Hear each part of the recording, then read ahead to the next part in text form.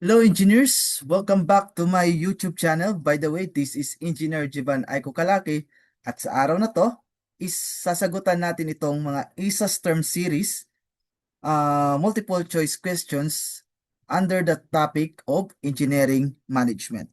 Okay, without further ado, let's start our discussion. So for question number 1, management is A, an art, B, both science and art, C, a science, D, neither science nor art. So ang sagot natin dito is management is an art.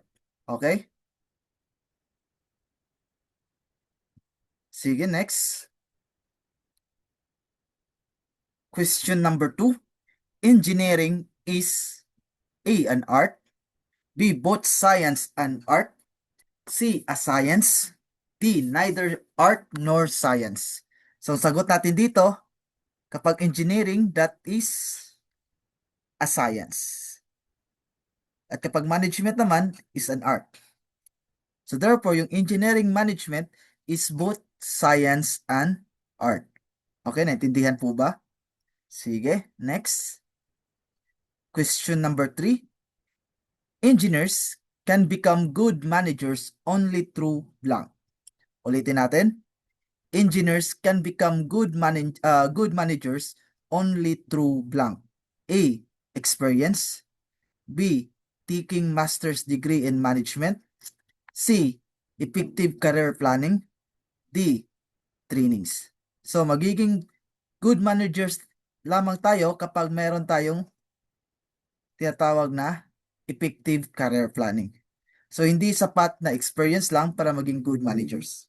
Hindi rin sapat na master degree or PhD holder ka para maging good managers. Hindi rin sapat na sobra ka sa training, magiging good managers ka. So para maging good managers tayo, kailangan tayong merong effective career planning. Okay? Ulitin natin, effective career planning. Sige, next. Question number 4. If you are an engineer wanting to become a manager, what will you do? Ulitin natin. If you are an engineer wanting to become a manager, what will you do? A, develop new talents. B, acquire new values. C, broaden your point of view. And D, all of the above. So para maging manager ang isang engineer, kailangan ma-develop niya yung kanyang talent. Tama? Kailangan maka-acquire siya ng mga new values or new set of skills. Or new set of skills or new values. And C, kailangan niya ma-broaden yung kanyang point of view. So kapag mayroon siyang tatlong ito, he can become a manager. So sagot natin dito is letter D. So isa pa dito is kung ang engineer daw para maging manager, kailangan ka maging sip-sip. Pero joke lang 'yon. So ang kailangan para maging engineer, kailangan ng engineer para maging manager is dapat meron siyang develop new talents, acquire new values, C, broaden your point of view. Okay, next. Question number 5. When an engineer enters management, what is the most likely problem he finds difficult to acquire? Ulitin natin. When an engineer enters management, what is the most likely problem he finds difficult to acquire? A, learning to trust others. B, learning how to work through others. C, learning how to take satisfactions. And D, all of the above.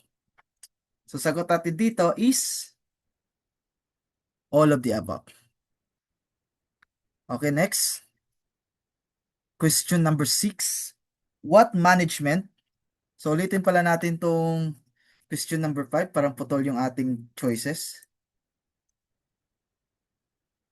So learning how to take satisfaction in the work of others. Pero sagot natin dito is all of the above. Okay, let's proceed with question number 6. What management refers to the process of anticipating problems, analyzing them, estimating their likely impact, and determining actions that will lead to the desired outcomes and goals. Ulitin natin. What management functions refers to the process of anticipating problems, analyzing them, estimating their likely impact, and determining actions that will lead to the desired outcomes and goals. A. Planning. B. Leading. C. Controlling. D. Organizing. So, ang sagot natin dito is planning. Okay? Next, question number 7. What refers to the establishing interrelationship between people and things in such a way that human and material resources are effectively focused toward achieving the goal of the company? What refers to the establishing interrelationship between people and things in such a way that human and material resources are effectively focused toward achieving the goal of the company? A. Planning. B. Leading. C. Controlling. D. Organizing. So, sagot natin dito is letter D. Organizing. Next, question number 8. What management function involves selecting candidates and training personnel? What management function involves selecting candidates and training personnel? A. Organizing. B. Staffing. C. Motivating. D. Controlling. So, sagot natin dito is letter B. Staffing. Next, question number 9. What management function involves orienting personnel in the most effective way and channeling resources? What management function involves orienting personnel in the most effective way and channeling resources? A. Directing. B. Planning. C. Organizing. D. Leading. So, ang sagot natin dito, engineers, is letter A. Directing. Next, question number 10. An actual performance normally is the same as the original plan, and therefore it is necessary to check for deviation and to take corrective action. This action refers to what management function? An actual performance normally is the same as the original plan, and therefore it is necessary to check for deviation and to take corrective action. This action refers to what management function? A. Organizing. B. Planning. C. Controlling. D. Stopping. So, sagot natin dito is controlling. Sige, next. Question number 11. What refers to the management function which is encouraged others to follow the example set for them with great commitment and conviction? What refers to management function which is encourage others to follow the example set for them with great commitment and conviction? A. Stopping. B. Motivating. C. Controlling. D. Leading. So, sagot natin dito is letter D. Leading. Okay, next. Question number 12. What refers to the principal function of lower management, which is to instill in the workforce a commitment and enthusiasm for pursuing the goals of the organization? What refers to a principal function of lower management, which is to instill in the workforce of a commitment and enthusiasm for pursuing the goals of the organization? A. Directing. B. Motivating. C. Stopping. D. Controlling. So, ang sagot natin dito is letter B. Motivating. Okay, next question. Question number 13. What refers to the collection of tools and techniques that are used on a predefined set of inputs to produce a predetermined set of outputs? Ulitin natin. What refers to the collection of tools and techniques that are used on predefined set of inputs to produce a predefined set of outputs? A. Project management. B. Engineering management. C. Management. D. Planning. So, sagot natin dito is letter A. Project management. Okay, next. Question number 14. which is not an element of project management process. Ulitin natin. Which is not an element of project management process. A. Data information. B. Research and development. C. Decision making. D. Implementation and action. So, ang hindi element ng project management is research and development. Okay, next, question number 15. What is the most essential attribute of a project manager? Ulitin natin. What is the most essential attributes of a project manager? A. Leadership. B. Charisma. C. Communication skill. D. Knowledge. What is the most essential attribute of a project manager? That is letter B. Charisma. So kailangan ang pinaka-importante na attribute ng isang project manager is kailangan mayroon siyang charisma. Question number 16. In project management, what provides a simple yet effective means of monitoring and controlling a project at each stage of its development? Ulitin natin. In project management, what provides a simple yet effective means of monitoring and controlling a project at each stage of its development? A. R&D model. B. Project feasibility. C. Life cycle model. D. All of the above.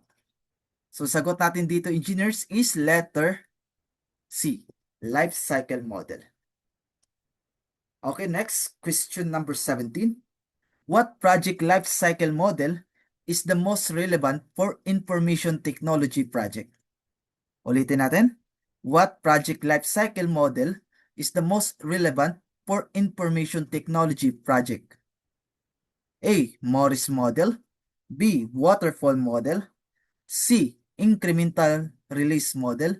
D. Prototype model. So ang sagot natin dito, engineers, is letter B. Waterfall model. Okay, next, question number 18. In project management, R&D stands for. In project management, R&D stands for A. Retail distribution. B. Research and development. C. Refer and develop. D. Reduce and deduce. So sagot natin dito, R&D stands for Research and Development. Okay, question number 19.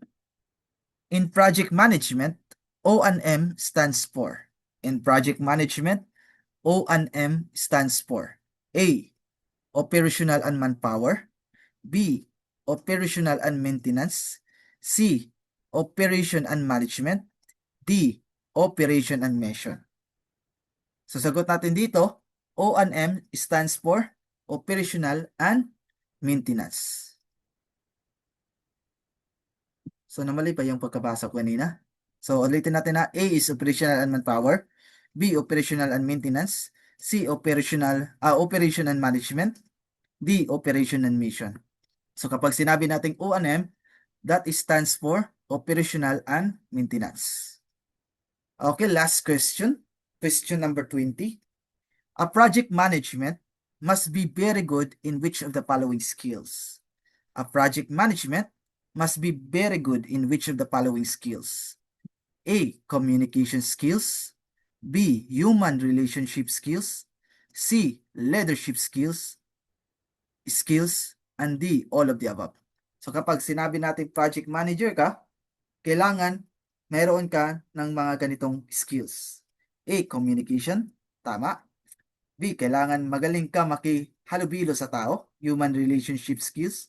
And C. Kailangan mayroon kang leadership or leadership skills. So kapag mayroon kang tatlo nito, magiging very good manager ka. So sagot natin dito is all of the above. Okay, dito na magtatapos yung ating discussion. I hope may natutunan kayo sa araw na to. And huwag niyong kalimutan i-like, share, and subscribe yung YouTube channel natin.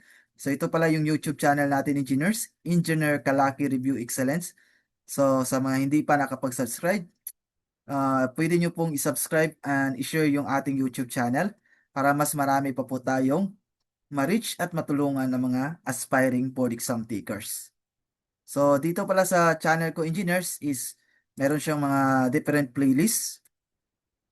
So, we have ISAS terms, RMA lectures, Caltech in numerical methods, calculator techniques in EE major subject, and etc. Okay? So, hindi na po tayo magtatagal. Maraming salamat sa inyong panonood and see you next time. God bless, engineers.